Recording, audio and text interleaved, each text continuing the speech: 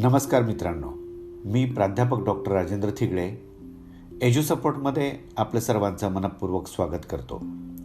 मित्रांनो, मागील पाठामध्ये आपण पेडॅगॉजिकल ॲनालिसिस का करायचं, म्हणजे ॲनालिसिस ऑफ टीचिंग का करायचं, किंवा एकंदरीतच आपण या ठिकाणी अध्यापनशास्त्राचं विश्लेषण का करायचं या संदर्भामध्ये एक मागचा एपिसोड आपण त्या ठिकाणी केलेला आहे. तर थोडक्यात दोन गोष्टी या ठिकाणी आपण पुन्हा त्याच्या रिवाईज करूयात, म्हणजे निश्चितपणे तो भाग तुमच्या चांगल्या प्रकारे लक्षात येईल. तर मित्रांनो, आपण असं म्हटलं होतं या ठिकाणी की विश्लेषण केल्यानंतर, कुठल्याही गोष्टीचं विश्लेषण केल्यानंतर, आता इथे आपण डायरेक्टली अध्यापनशास्त्र म्हणूयात, शिक्षणशास्त्र म्हणूयात, त्याचबरोबर अध्यापनाची जी प्रक्रिया आहे त्या अध्यापनाच्या प्रक्रियेचं विश्लेषण म्हणूयात. म्हणजे इथे आता एकंदरीत त्या विषयाची व्याप्ती आपण जर वाढवत नेली तर त्याचं विश्लेषण कशा प्रकारे करता येईल आणि त्या प्रत्येक घटकाचं आणखी बारकाईने जर आपण विश्लेषण करायचं म्हटलं तर कसं करता येईल वगैरे, याचा विषय थोडासा त्या ठिकाणी लक्षात घेतला होता. तर एक साधं उदाहरण आपण त्या ठिकाणी घेतलं की वर्गाध्यापनाची जी काही पद्धत आहे, वर्गाध्यापनाची जी काही प्रक्रिया आहे, या प्रक्रियेमध्ये त्याचं विश्लेषण केल्यानंतर कोणते घटक आपल्याला मिळतात, म्हणजे विश्लेषणामुळे आपल्याला अध्यापनातील काही घटक मिळणार आहेत आणि मिळतात. दुसरा भाग, या ठिकाणी हे घटक मिळाल्यानंतर प्रत्येक घटकावरती आपण जर बारकाईने काम केलं, त्याचं पुन्हा उपघटकामध्ये विश्लेषण केलं आणि त्याच्यावरती जर आपण त्याची गुणवत्ता सुधारण्यासाठी उपयोग करून घेतला तर निश्चितपणे पूर्णपणे ती प्रक्रिया जी आहे, पूर्णपणे अध्यापनाची प्रक्रिया, अध्यापनशास्त्र हा विषय त्या ठिकाणी त्याच्यामध्ये आपल्याला गुणवत्ता वाढवण्यास मदत होते, असा आपण थोडक्यात या ठिकाणी विचार केला होता. अजून एक मला मुद्दा या ठिकाणी असं त्या संदर्भामध्ये ॲड करावा असं वाटतो की मित्रांनो, एक लक्षात घ्या की विश्लेषण ही निश्चितपणे एक चांगल्या प्रकारे अध्ययन करण्याची अध्ययनशैली आहे असं म्हटलं तरी त्या ठिकाणी वावगं नाही. म्हणजे विश्लेषणाच्या माध्यमातून एखादा विद्यार्थी खूप छान पद्धतीने शिकू शकतो, त्याचबरोबर संश्लेषणाच्या पद्धतीतून तो खूप छान पद्धतीने काहीतरी गोष्टींची निर्मिती करू शकतो. म्हणजे विश्लेषण आणि संश्लेषण या दोन ज्या पद्धती आहेत, या दोन पद्धती एकमेकाला पूरक म्हणून त्या ठिकाणी वापरल्या जातात. म्हणून निश्चितपणे असं म्हणता येईल की आपल्याला अध्यापनशास्त्राचं विश्लेषण केलं पाहिजे. आपल्याला कुठल्याही प्रकारे जे आपण अध्यापन करत आहोत, वर्गाध्यापन करत आहोत, त्याचं बारकाईने विश्लेषण केलं पाहिजे की जेणेकरून आपल्याला त्या ठिकाणी त्याच्यामध्ये गुणवत्तेचा सुधार करता येईल आणि मुख्य म्हणजे आपल्याला त्या गोष्टीचं अध्ययन बारकाईने करता येईल. थोडक्यात सांगायचं झालं तर या ठिकाणी आपल्याला रिव्हर्स इंजिनिअरिंग म्हणून त्या ठिकाणी त्याचा वापर करता येईल, किंवा ज्याला आपण बॅकवर्ड डिझाईन असं म्हणतो, ते बॅकवर्ड डिझाईन आपल्याला त्या ठिकाणी निश्चितपणे म्हणता येईल की एक वेगळ्या पद्धतीने विचार करायचा, पुन्हा पाठीमागून पुढच्या भागापर्यंत जायचं किंवा विश्लेषण करायचं आणि मग त्याचे तुकडे जोडायचा प्रयत्न करायचा, कन्स्ट्रक्टिव्ह ॲनालिसिस करायचं, असं कुठंतरी आपल्याला या ठिकाणी निश्चितपणे म्हणता येईल. तर मित्रांनो, या ठिकाणी अध्यापन प्रक्रियेचं विश्लेषण करत असताना एकंदरीत वर्गाध्यापनाचा आपण विचार करतोय आणि त्यामध्ये मूल्यमापनाच्या दृष्टिकोनातून जर आपण विचार केला तर कुठेतरी तो ट्रायंगल त्या ठिकाणी दाखवला जातो प्रत्येक वेळेला, आणि त्या ट्रायंगलमध्ये 3 शिरोबिंदू आहेत किंवा 3 मुख्य घटक आहेत. ते 3 मुख्य घटक कोणते? तर पहिला जो मुख्य घटक आहे तो म्हणजे ऑब्जेक्टिव्ज किंवा उद्दिष्ट, म्हणजे एलिमेंट्स ऑफ टीचिंग कोणते आहेत हे डायरेक्टली आपण त्या ठिकाणी आता बघत आहोत. त्यातला एक घटक आपण घेणार आहोत, त्याचं पुन्हा बारकाईने आपण अभ्यास करणार आहोत. तर आपण असं म्हटलं की मूल्यमापनाच्या दृष्टीने ज्यावेळेस आपण विचार करतो त्यावेळेस तुम्ही कोणत्याही पुस्तकामध्ये बघा, आपल्या मूल्यमापनाच्या त्या ठिकाणी ट्रायंगल दाखवला जातो. त्या ट्रायंगलमध्ये एका शिरोबिंदूला ऑब्जेक्टिव्ज असतात, दुसऱ्या शिरोबिंदूला त्या ठिकाणी ज्याला आपण लर्निंग एक्सपिरियन्सेस असं म्हटलं, म्हणजे शैक्षणिक अनुभूती म्हणतो आपण, ते अनुभूती आहे. म्हणजे पहिल्या याला उद्दिष्ट, दुसऱ्या याला अनुभूती, अध्ययन अनुभूती आपण म्हणत, आणि तिसऱ्या ठिकाणी मूल्यमापनाची साधनं. म्हणजे मूल्यमापन आपण या ठिकाणी त्या प्रक्रियेचं कसं करणार आहोत, ती साधनं त्या ठिकाणी असतात. ऑफकोर्स ही जी मूल्यमापनाची साधनं आहेत ती पुन्हा ऑब्जेक्टिव्ज कोणते आपण धरलेले आहेत मनामध्ये, किंवा उद्दिष्ट कोणती धरलेली आहेत आणि ती उद्दिष्ट साध्य होतात की नाही, त्यासाठी त्याच प्रकारचं ते मूल्यमापनाचं साधन निवडलं गेलं पाहिजे. आणि म्हणून हे जे तिन्ही शिरोबिंदू आहेत, या तिन्ही शिरोबिंदूंमध्ये आपण जी काही प्रक्रिया दाखवतो, जे काही कनेक्शन दाखवतो, ते बायपोलर अशा प्रकारे दाखवतो, किंवा ज्याला आपण रिव्हर्सिबल असं म्हणतो, की दोन्ही टोकाकडे बाण त्या ठिकाणी दाखवले जातात आणि ती ज्याला एका टोकापासून दुसऱ्या टोकापर्यंत आणि उलट पक्षी उलट्या बाजूने परत त्या पहिल्या टोकाकडे अशा प्रकारे ते बाण दाखवले जातात. आणि म्हणून या तीनही भागांमध्ये, तीनही घटकांमध्ये त्या ठिकाणी एकमेकांचे परस्पर अशा प्रकारचे संबंध आहेत. जे तुम्ही उद्दिष्ट फ्रेम केले असतील, ते उद्दिष्ट फ्रेम करत असताना त्या ठिकाणी कोणत्या लर्निंग एक्सपिरियन्सेस किंवा अध्ययन अनुभूती कोणत्या द्यायच्यात हे त्या ठिकाणी ठरलं जातं. व्हाईस वर्सा जे आपण लर्निंग एक्सपिरियन्सेस देत आहोत त्यामुळं कोणती उद्दिष्ट साध्य होणार आहेत हे व्हाईस वर्सा त्या ठिकाणी आपण बघत असतो. त्याच पद्धतीने की लर्निंग एक्सपिरियन्सेस जर हे दिले तर मग त्याचं ते जे मापनाची साधनं आहेत ती मापनाची साधनं कोणती असली पाहिजेत, आणि व्हाईस वर्सा ही जर मापनाची साधनं असतील तर मग लर्निंग एक्सपिरियन्सेस कोणते द्यायला पाहिजे. अशा पद्धतीने ते रिव्हर्सिबल एक प्रकारची प्रक्रिया आहे, द्विमार्गी प्रक्रिया आहे असं थोडक्यात त्या ठिकाणी सांगता येईल. त्याचबरोबर तिसरा भाग जो आहे की मूल्यमापनाची साधनं तुम्ही ही निवडलेली आहेत आणि उद्दिष्ट तुमची ती आहेत जी, तर त्यामध्ये सुद्धा एक प्रकारे दोन्ही बाजूनी चालणारं संप्रेषण आहे असं आपल्याला म्हणता येईल. मग जर ही उद्दिष्ट असतील तर हेच साधन निवडलं पाहिजे, किंवा हे साधन निवडलं असेल तर उद्दिष्ट तीच असली पाहिजेत असं आपल्याला त्या ठिकाणी एकदम सांगता येईल. तर मित्रांनो, ह्याच्यातच आणखी एक वेगळ्या प्रकारे ॲनालिसिस करत असताना उद्दिष्ट, टीचिंग मेथड्स असू द्या किंवा लर्निंग एक्सपिरियन्स असू द्या, किंवा ज्याला आपण मूल्यमापनाची साधनं म्हणूयात, त्यामध्ये एक चौथा घटक ॲड केला जातो. तो घटक म्हणजे त्या ठिकाणी कॉन्टेंट कोणता द्यायचा आहे, विषय वस्तू कोणती आहे, पाठ्यांश कुठला आहे.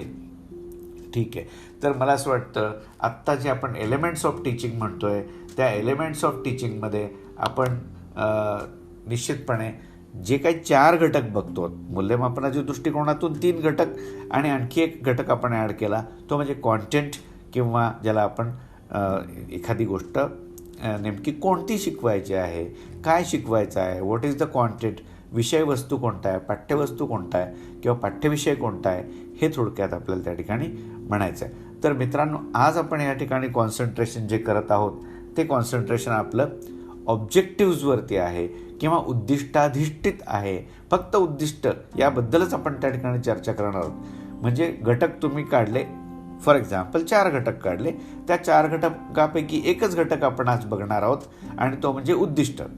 आता मित्रांनो, BEdच्या करिक्युलममध्ये तुमच्या या ठिकाणी सिलेबसमध्ये तुम्ही जर बघितलं तर निश्चितपणे तुम्हाला ब्लूम हे नाव खूप एक चांगल्या पद्धतीने तुम्हाला वारंवार ऐकायला मिळणार आहे. आणि डॉक्टर बेंजामिन ब्लूम्स यांनी या ठिकाणी उद्दिष्टांचं वर्गीकरण एक प्रकारे करण्याचा प्रयत्न केलेला आहे 1956 साली. तर त्याला ब्लूम्स टॅक्सॉनॉमी असं म्हणतात. ब्लूमचे वर्गीकरण, ब्लूमचे उद्दिष्टांच्या बाबतचे वर्गीकरण, आणि खूप छान अशा प्रकारे त्यांनी त्या ठिकाणी ते वर्गीकरण केलेलं आहे.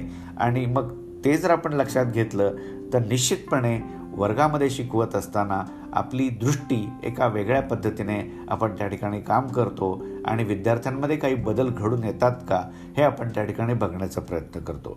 तर मित्रांनो, ही जी ब्लूमने वर्गीकरण केलेलं आहे या उद्दिष्टांचं, ते थोडंसं त्या ठिकाणी टेस्ट करण्याच्या दृष्टिकोनातून म्हणून ज्याला आपण म्हणत, ते वर्तनविषयक बदल मापन करणारं अशा प्रकारचं एक वर्गीकरण त्याने आपल्याला दिलेलं आहे.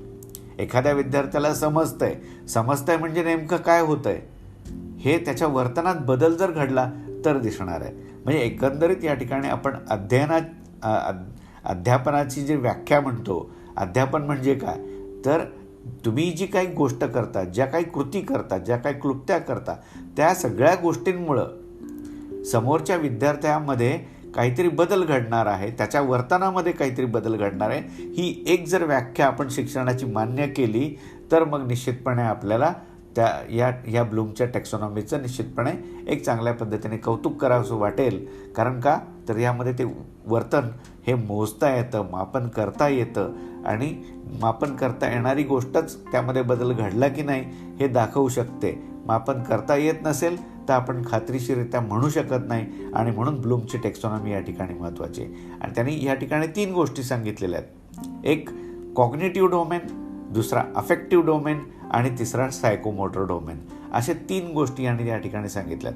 कॉग्निटिव्ह डोमेन जो आहे तो बोधात्मक, ज्याला आपण भाग म्हणूयात, तो बोधात्मक भाग आहे, बोधात्मक पक्ष आहे. बोधात्मक अशा प्रकारे, किंवा ज्याला आपण बुद्धीशी रिलेटेड म्हणूयात, इंटलेक्टशी रिलेटेड म्हणूयात, किंवा नॉलेज ज्याला आपण म्हणतो थोडक्यात नॉलेजशी रिलेटेड म्हणूयात, की एखाद्या व्यक्तीला ज्ञान झालं आहे का, ज्ञानात्मक अशा प्रकारचं डोमेन, ज्ञानात्मक अशा प्रकारचा भाग जो आहे तो वर्गीकरणाचा त्यांनी त्या ठिकाणी सांगितला आहे. दुसरा भाग त्यांनी सांगितला आहे अफेक्टिव्ह डोमेन. अफेक्टिव्ह डोमेन हा जो आहे तो भावात्मक आहे. पहिला बोधात्मक, दुसरा भावात्मक. भावात्मक म्हणजे इमोशन्स, तुमच्या फिलिंग्स याच्याशी रिलेटेड तो विषय त्या ठिकाणी आहे. आणि तिसरा जो आहे तो सायकोमोटर डोमेन. सायकोमोटर डोमेन म्हणजे ज्याला आपण शारीरिक क्रिया म्हणतो, शारीरिक क्रियाशास्त्राच्या दृष्टिकोनातून केलेला भाग. तर इथे एक्झॅक्टली कॉग्निटिव्ह म्हणजे हेड, अफेक्टिव्ह म्हणजे हार्ट आणि सायकोमोटर म्हणजे तुमचे बॉडी, किंवा ज्याला आपण हे म्हणतो थोडक्यात हँड, असं त्या ठिकाणी 3Hचा विचार त्या ठिकाणी केला आहे, हेड, हार्ट, हँड. तर विद्यार्थ्याचा सर्वांगीण विकास जर आपल्याला पाहिजे असेल तर निश्चितपणे हे डोमेन्स, तिन्ही डोमेन्स त्या ठिकाणी आपल्याला लक्षात घेतले पाहिजेत. आत्ता आपण फक्त कॉग्निटिव्ह डोमेनवरती विचार करूयात. बोधात्मक पक्ष जो आहे किंवा बोधात्मक अशा प्रकारचा डोमेन आहे त्याच्यावरती विचार करूयात. तर विद्यार्थ्यांनो, हा जो काही डोमेन आहे त्या डोमेनमध्ये बुद्धी आणि बुद्धीशी रिलेटेड, मानसिक प्रक्रियेशी रिलेटेड, मानसिक क्रिया ज्या आपल्या चालतात, बौद्धिक क्रिया ज्या चालतात त्या संदर्भामध्ये त्यांनी त्या ठिकाणी एक हायरार्किकल अशा प्रकारे, म्हणजे त्याची एक प्रकारची उतरंड तयार केलेली आहे. सगळ्यात बेसला नॉलेज आहे, त्याच्यानंतर त्याच्यावरती कॉम्प्रिहेन्शन आहे, त्याच्यानंतर ॲप्लिकेशन आहे, त्यानंतर ॲनालिसिस आहे, त्यानंतर सिंथेसिस आहे आणि त्यानंतर इव्हॅल्युएशन आहे. अशा पद्धतीने त्याने त्या ठिकाणी त्याची मांडणी केली. ॲनालिसिस, सिंथेसिस, इव्हॅल्युएशन, विश्लेषण, संश्लेषण आणि मूल्यमापन, ह्या ज्या गोष्टी आहेत या गोष्टी साधारणपणे हायर ऑर्डर थिंकिंग स्किल्स म्हणून त्या ठिकाणी मोजल्या जातात.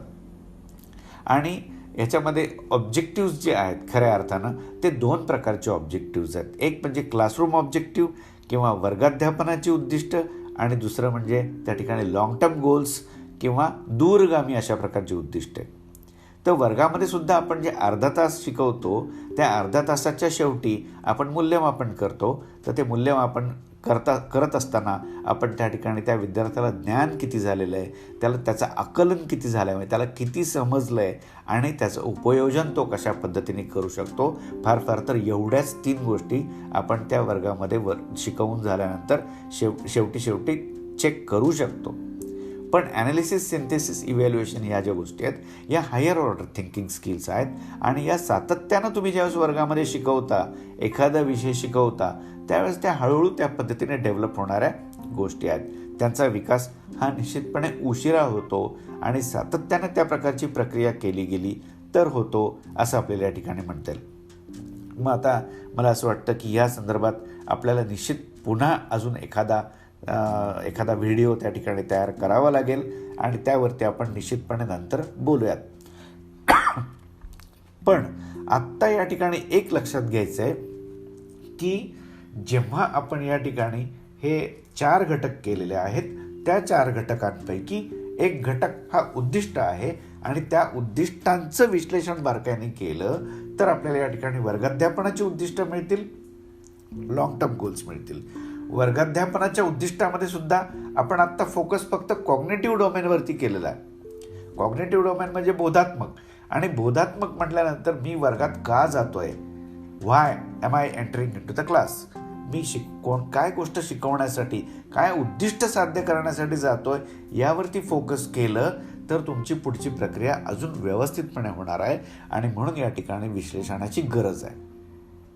ठीक आहे. आणि विश्लेषण तुम्ही ह्या माध्यमातून की उद्दिष्ट आपल्याला कोणती ठरवायची आहे, विद्यार्थ्यांचा वयोगट कोणता आहे, विद्यार्थ्याला नेमकं आपण इथे काय साध्य करणार आहोत, होऊ शकतं की नाही या ठिकाणी. नाही तर छोटे विद्यार्थी आहे आणि तुम्ही खूप मोठ्या मोठ्या गप्पा करताय आणि मोठ्या मोठ्या अशा प्रकारचं ज्ञान त्याला द्यायचा प्रयत्न करताय, पण मग हे इथं मिसमॅच होतं. तुमचा विषय कोणता आहे, तुमचं उद्दिष्ट कोणतं आहे, तुमचा ॲप्रोच कोणता आहे, या सगळ्या गोष्टींचा विचार केला तरच त्या ठिकाणी आपली सगळी प्रक्रिया ही सक्सेसफुल होणार आहे. म्हणजे at the end of the day आपल्याला काय अचीव करायचं आहे, शेवटी आपल्याला काय साध्य करायचं आहे ते आधी ठरवावं लागतं. आणि ह्याचा सुद्धा बारकाईने अभ्यास प्रत्येक शिक्षकाला आपल्याला या ठिकाणी करावा लागतो. हे त्या ठिकाणी मला असं वाटतं, मला तुम्हाला मुद्दाम होऊन ह्या गोष्टी सांगायच्यात. तर मित्रांनो, आजच्या या भागामध्ये आपण इथेच थांबूयात, कारण हे अतिशय पुढे क्लिष्ट आहे आणि ते इतक्यात लगेच तुम्हाला समजणार नाही. आणि म्हणून आपण हा व्हिडिओ इथेच थांबवत आहोत. धन्यवाद. Thank you so much. See you soon in the next episode.